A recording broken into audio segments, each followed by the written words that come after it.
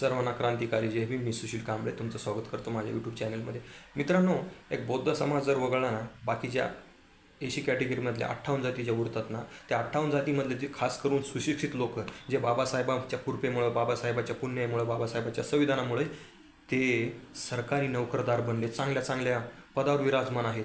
पण हे जे लोक आहेत ना, सुशिक्षित खास करून त्यांच्यामधले 4-2 लोक सोडून द्या, इमानदार आहेत असं नाही म्हणत मी, सगळेच तसे आहेत, 4-2 बरं का.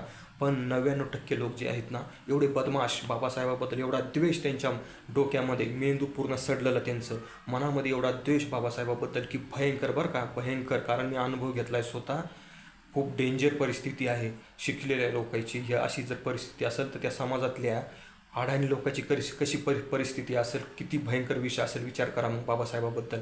मित्रांनो, काहीच जाणीव नाही ह्यांना, बाबासाहेबाच्या उपकाराची जाणीव नाही, बाबासाहेबाचे तत्त्वज्ञान माहीत नाही, त्याला काहीच नाही.